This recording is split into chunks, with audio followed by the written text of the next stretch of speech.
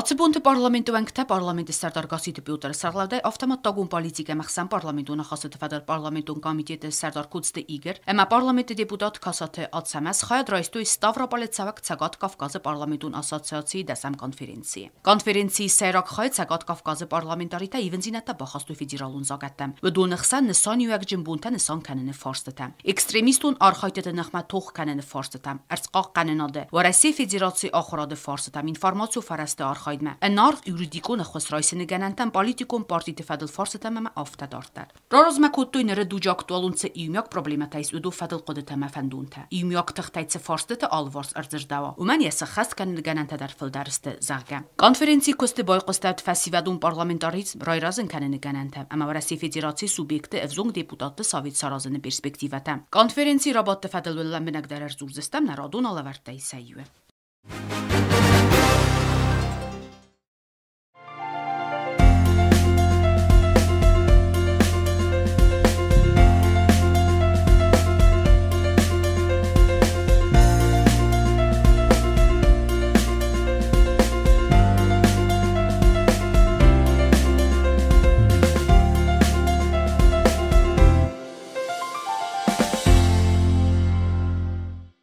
Добрый день, уважаемые коллеги.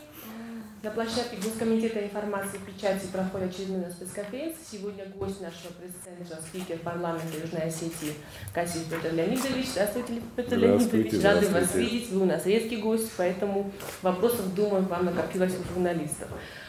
Сегодня хотели поговорить с вами о работе депутатского корпуса, который буквально через 2 месяца служит полномочия, будут объявлены, вернее, уже новые выборы. Войдут новые люди в законодательный орган. Хотелось бы узнать, на ваш взгляд, Петр Леонидович, что удалось сделать депутатскому корпусу парламента?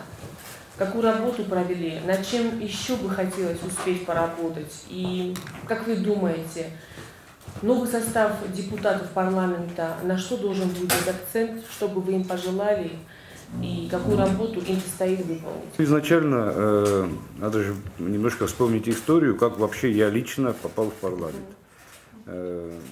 Произошло это исключительно, я это всегда подчеркиваю, исключительно потому, что в свое время мы все вместе с Анатолием Ильичем Бибиловым, нынешним президентом, начали работать над созданием политической партии. Эта политическая партия, ну, наверное, не мне судить, пусть народ судит, но поработала так, что сразу же, после того, как подошли первые парламентские выборы, когда, значит, тогда уже имела такой опыт работы и такое доверие населения, что очень важно подчеркнуть, без всякого дополнительного какого-то административного ресурса или чего-то еще, мы заняли большинство в парламенте. И не просто большинство, а 21 место в парламенте мы заняли из 34. Ни до этого, ни во время того, как партия находилась в парламенте и находится по сей день, ни после, мы никогда не прекращали работу. Вот чего нашу партию обвинить в том, что мы работаем от выборов к выборам, к сожалению, очень многие партии этим, значит, грешат, что они заявляют о себе прямо перед выборами, после выборов о них перестают быть слышно, и так еще через 5 лет бывает повторение. Вот все это время, столько, сколько существует партия, она работала в своем обычном режиме. Этот режим не поменялся и сейчас, разве что немножко стал интенсивнее из-за того, что приближаются выборы. И эта партия у избирателей заслужила доверие и прошла в парламент подавляющим большинством голосов. Разумеется, это была не конечная цель партии. Конечная цель партии была привести к власти, к президентству Анатолия Ильича Бибилова. Что и произошло, произошло повторение триумфа партии, произошло уже при выборах президента. И президент набрал, тогда в первом же туре выиграл выборы с достаточно солидным отрывом, так что второго тура не понадобилось, о чем вы, разумеется, знаете. Еще раз хотел бы подчеркнуть, что и во второй раз не пользуясь никаким абсолютно дополнительным или административным ресурсом. Исключительно благодаря доверию избирателей. Как в первом случае, так и во втором случае. Разные времена были в парламенте, достаточно тяжело было работать, не со всеми удавалось договориться.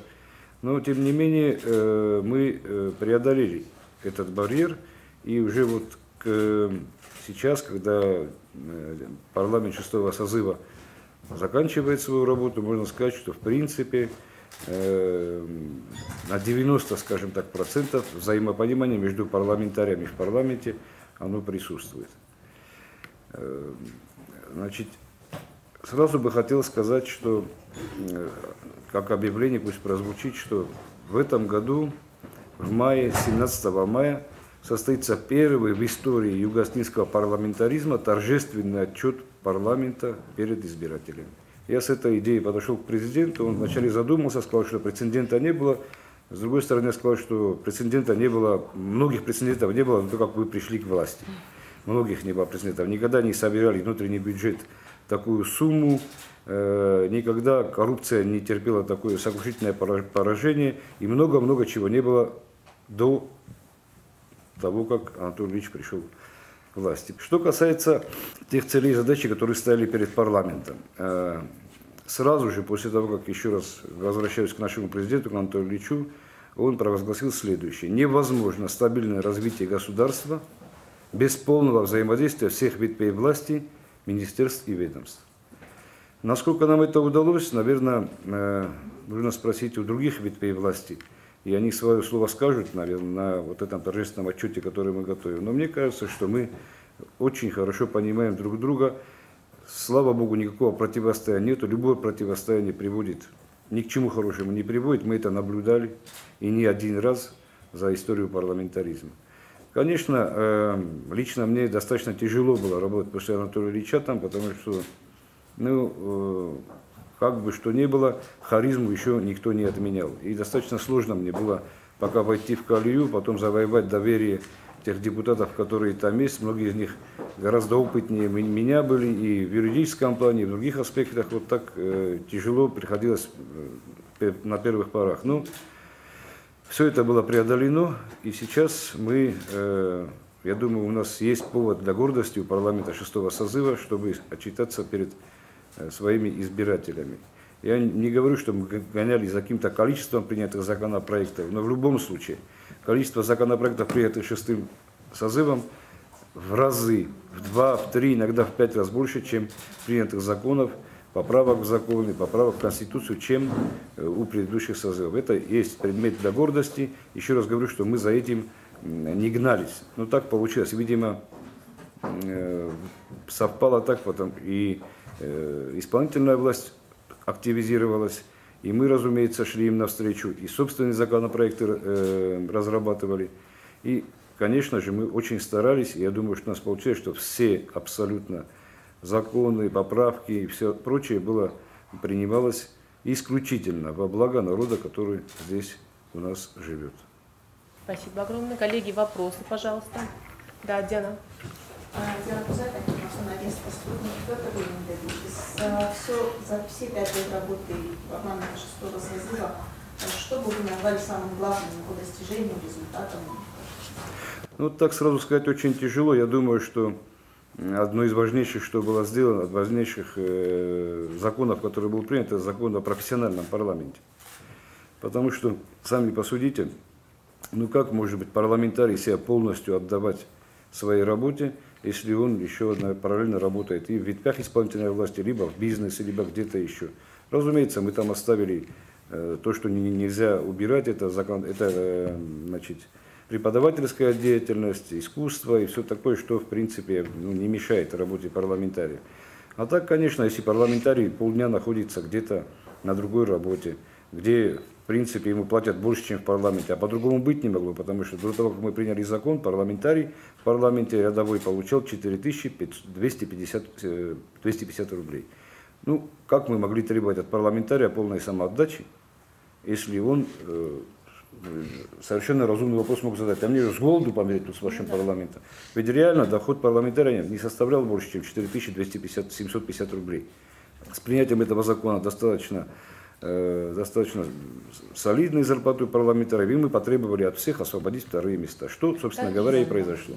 Какая сегодня зарплата у депутата? И у в главы комитета? В среднем около 30 тысяч, у главы комитета около 45, там, если посчитать с теми добавками, которые есть, там за связи они получают, там что-то где-то около 45-50, может быть, достигает. Вот так. То есть вполне... У кого у спикера 80 тысяч зарплат.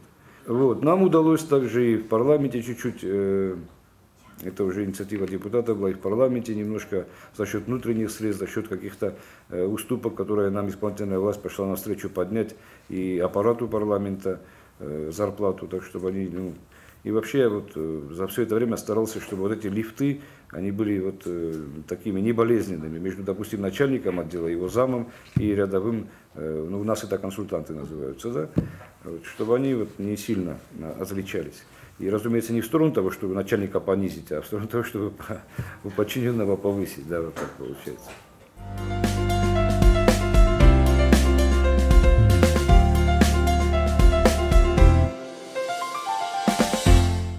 Наверное, главное было, вот, как вам сказать, дать понять или заставить понять, или чтобы они сами к этому пришли, депутаты, что теперь основное место их работы в парламенте, они должны там находиться.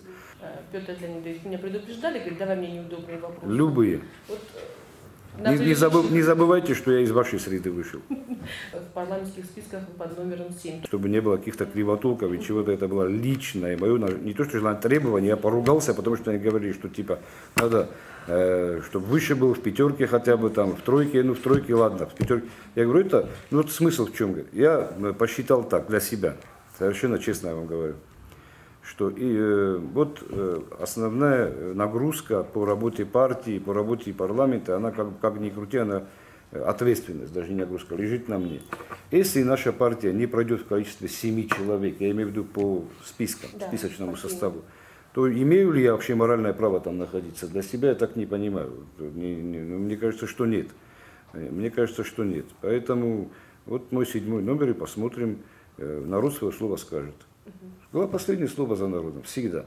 Если все-таки 7 человек от партии «Единая Россия» пройдут в парламент, вы бы согласились еще раз их возглавить?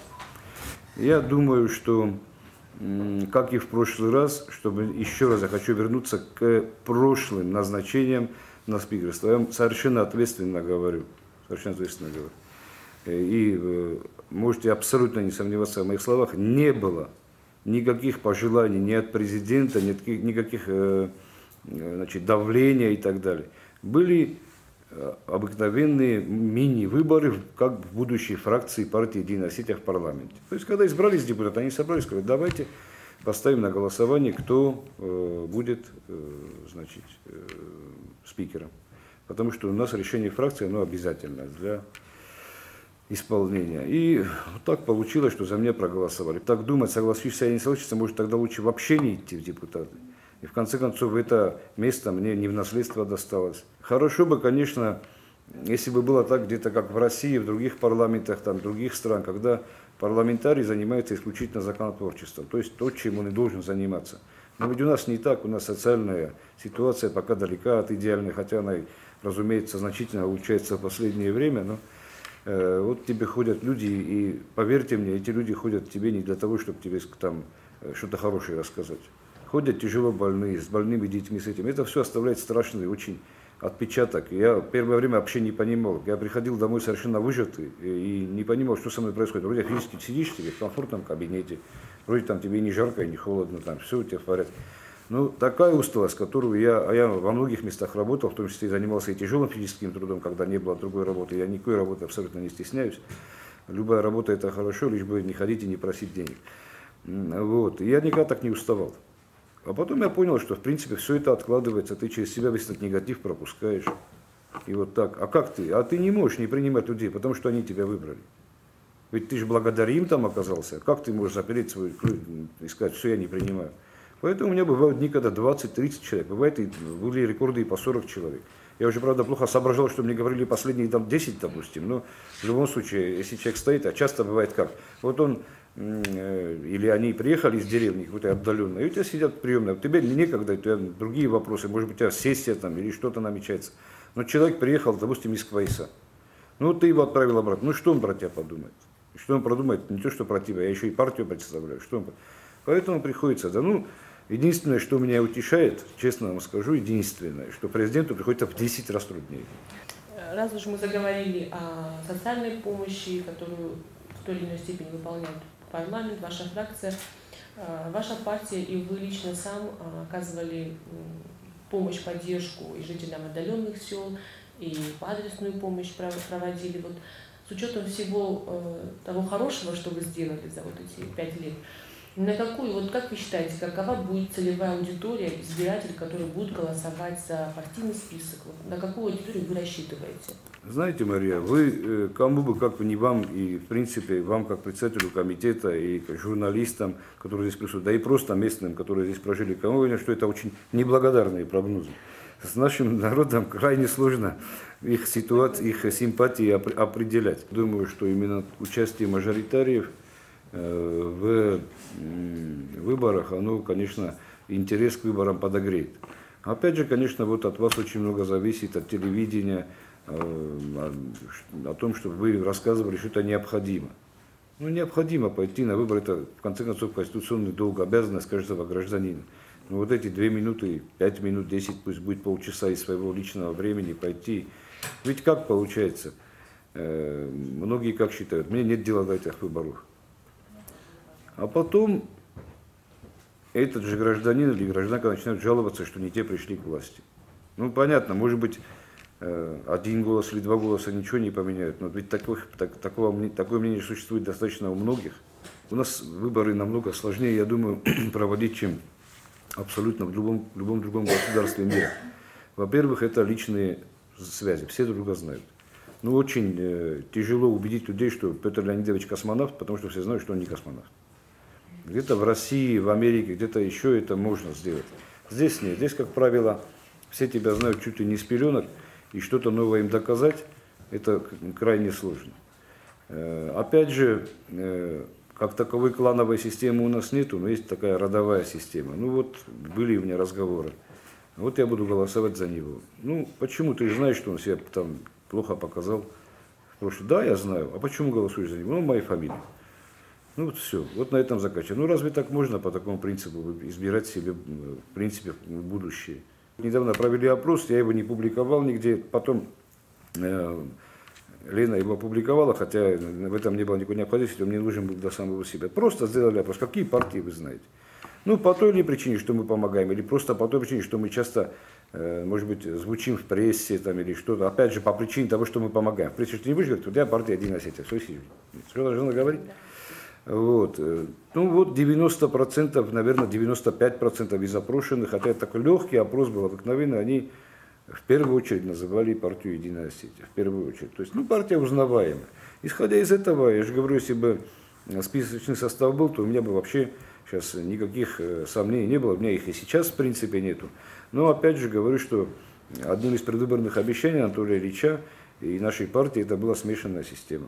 И нравится нам это или не нравится, мы это обещание дали, это есть требование народа, это от народа исходит. Потому что действительно каждый житель какого-то района, будь то города или сельского района, он хочет звать своего собственного личного депутата. В то время как, когда ты проходишь по партийным спискам, там такого отделения нету. Вот они хотят иметь, значит, своего собственного депутата, чтобы потом с него и спрашивать.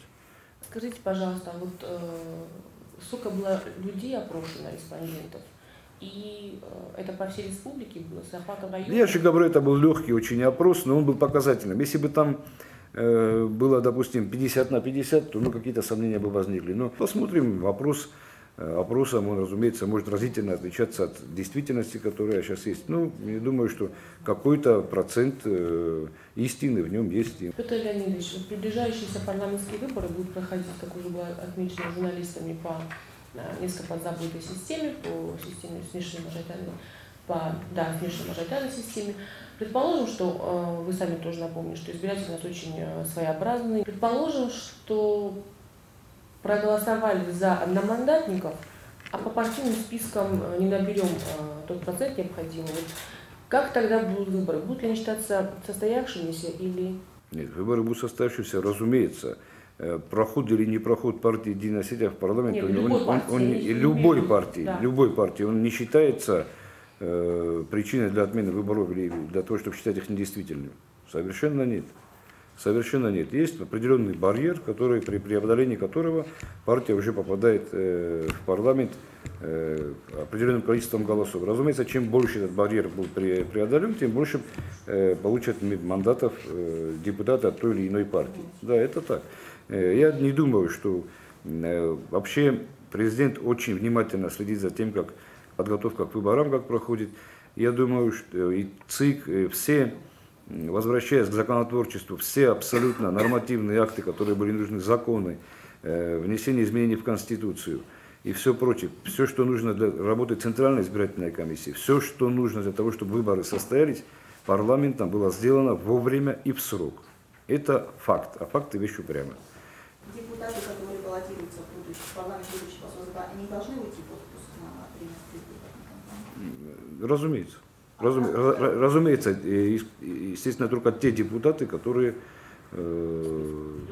Но вот из вашей партии там тоже очень много кандидатов, наверняка из других тоже. То есть как будет работать парламент в предвыборный период, если большинство из них уйдут? Нет, они имеют право работать. Тут никаких проблем нету, тем более, что вот хорошо, вот тогда такой ответ. Вот сегодня буквально в парламент пришел законопроект из правительства об исполнении бюджета на этот год. Как? То есть, если мы его не примем, то реально работа исполнительной власти будет парализована.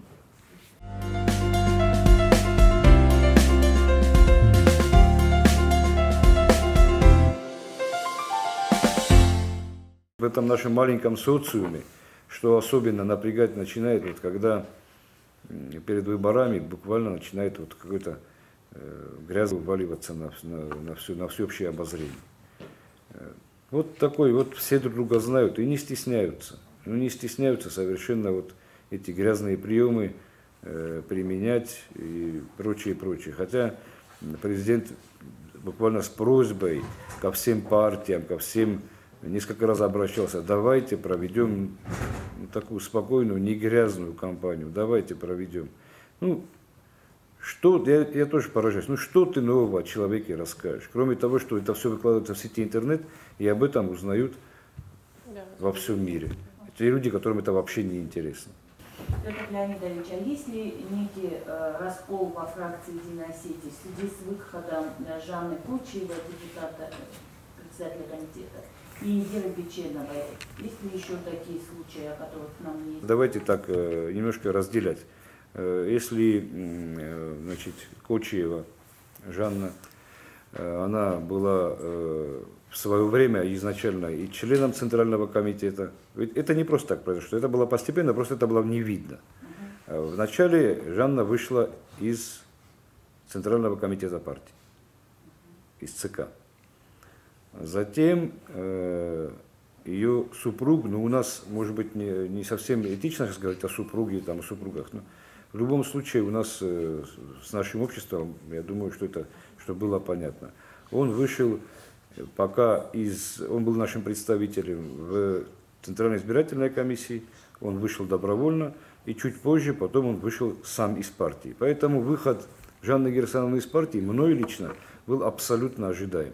Абсолютно ожидаем. Я просто немножко думал, что это будет немножко позже, ближе к выборам. А что касается на сессии, то это, разумеется, я еще раз повторяюсь, я уже давал по этому поводу, из партии вступают, равно как из нее выходят, совершенно простым способом. Ты идешь в отделение партии, которое, кстати, у нас, я могу похвалиться, все отделения партии, все офисы партии, как в районах, так и в городе, они работают в штатном режиме всегда, буквально всегда со дня образования партии. И зайти в офис партии, в данном случае в городе, который расположен по улице Исака, написать заявление о выходе, тут же тебе его зарегистрируют, дадут тебе справку о том, что ты из партии вышел или вышла, и отправят соответствующее уведомление в Министерство юстиции, чтобы в списках партии больше это не было. То, что об этом было заявлено на сессии, это, разумеется, и абсолютно однозначно, это элемент самопиара, потому что на сессии, я не знаю, второго прецедента я не знаю, может, так и хотелось.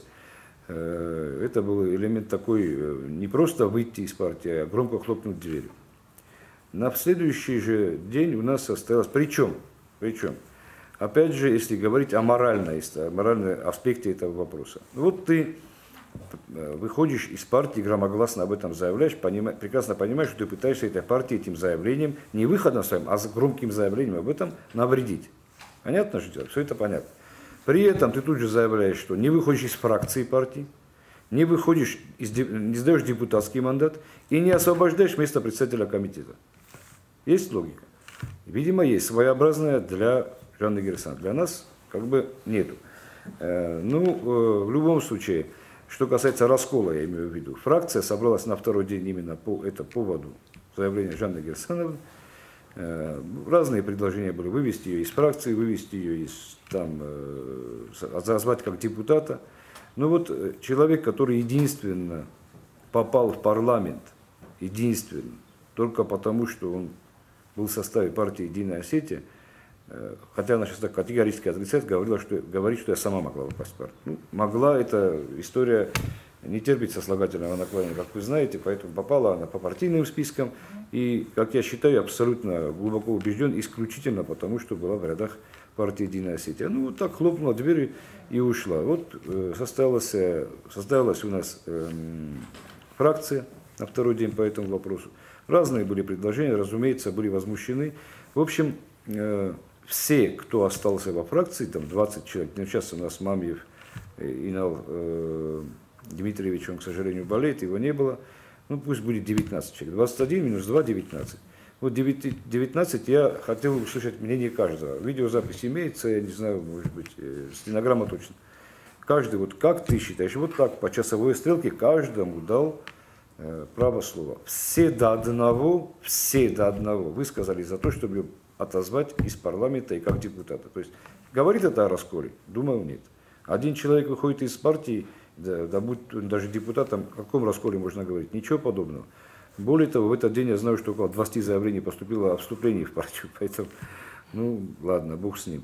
Но, опять же, соответствующие консультации провели потом уже в составе Центрального комитета и решили, что, не будем уподобляться. Не будем уподобляться, и поэтому Жанна Герасимовна доработает свой срок. Кстати, бюджет, о котором я сейчас говорил, об этом тоже это ее комитет принимает. Поэтому будем надеяться, что на ее парламентской деятельности вот этот демарш никак не скажет. А есть ли еще члены партии, которые... Вы имеете в виду Индиру Биченову, да? Она член партии вышла. Нет, уважаемые журналисты, чтобы вы понимали, вот эта такая ротация в партии, она не прекращалась ни один день. Даже с того момента, как партия вошла в парламент, и с того момента, как лидер партии стал президентом нашей страны. Люди приходили, забирали заявления, другие люди приходили, приносили их. Это, по-моему, естественное течение для любой партии вообще. Для любой партии вообще. Поэтому, а что касается вот чисто количественного состава, то он только растет. Это, слава богу, можно проверить, в списке есть, в Минюсте, здесь где-то еще, пожалуйста. Были еще такие разговоры, что вы тоже собираетесь выйти из партии и выдвигаться в качестве одномандатника. Были ли у вас такие намерения? А для чего из-за этого нужно выходить из партии, я чуть не понял. По какому закону? Не знаю. У нас вон куча одномандатников от партии, им не пришлось из партии выходить, что мне должен быть? Не потому, чтобы для того, чтобы прийти одномандатником. Скажите, пожалуйста, вот, чтобы одномандатникам пойти, для этого из партии выходить не надо. Я знаю. Совершенно. Опять же, допустим, я вышел вообще из партии, из партийного списка, иду совершенно самовыдвиженцем. Как мне убедить, допустим, если бы я захотел, как мне убедить наших избирателей, что я никакого отношения не имею к партии? Никак, поэтому я не вижу там никакой логики абсолютно в этом вопросе. На ваш взгляд, какой вклад парламент, пока еще действующего созыва, внес в то, чтобы исполнительная и законодательная власть были на равных, а парламент не был каким-то придатком исполнительным? Я знаю примерно, какой ответ вы ждете, но я скажу честно, что 90% этого вклада внес Анатолий Ильич Бибилов, который в свое время сам настрадался от того, что был конфликт с исполнительной властью, будучи, когда он был спикером парламента. Тогда власть, которая тогда была, запрещала, я повторяю, министрам приходить к нам на сессии. Такое тоже было. И вот я еще раз вернусь к этому, что вот после того, как Анатолий задекларировал то, что все ветви власти должны работать в полном соответствии, ну, полное взаимопонимание. Более того, он обязал, в приказном порядке обязал и приказал внести эти поправки в закон о парламенте. Не приказал, разумеется, парламенту он приказывать не может. Но министрам он приказал.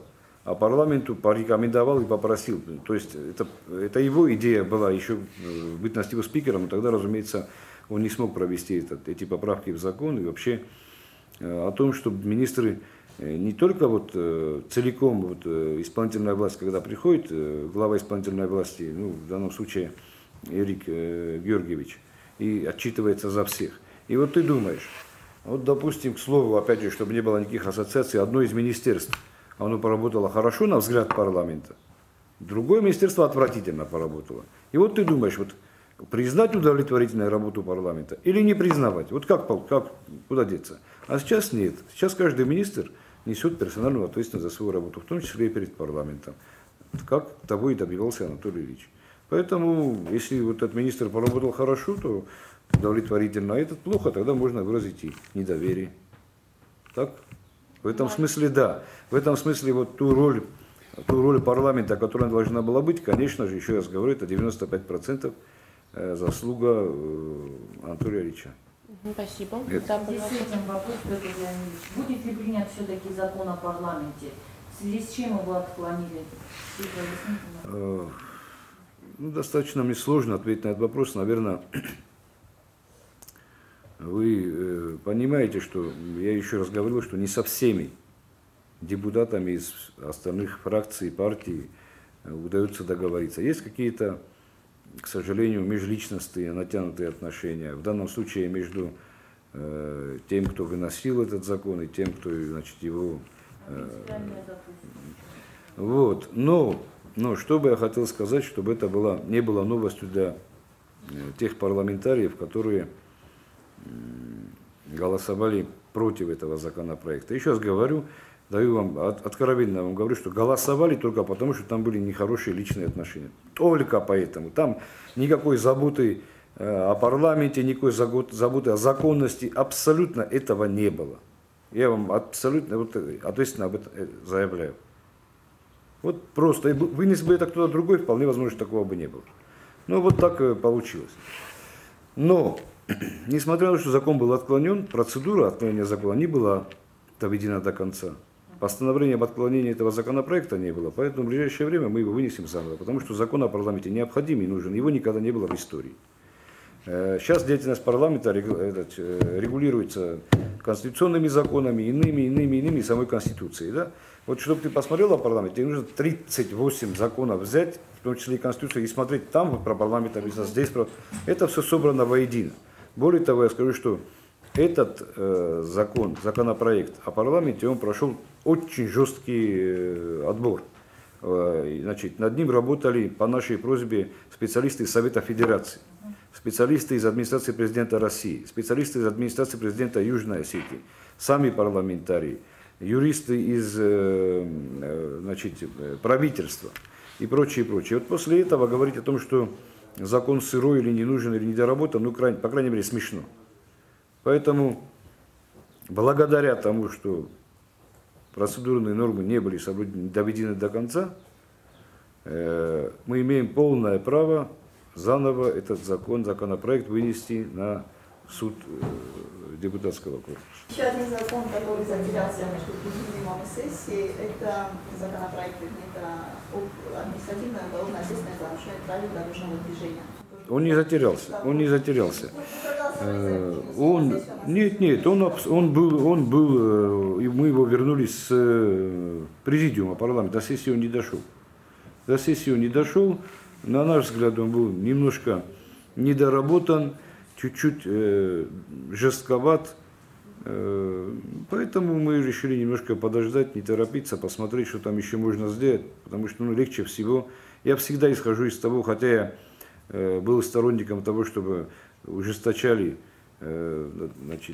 ответственность за употребление и продажу таких лекарственных средств, как лирика и прегабарин содержащих препаратов, которые, это понятно, людей, которые распространяют это, я считаю врагами, очень серьезными врагами.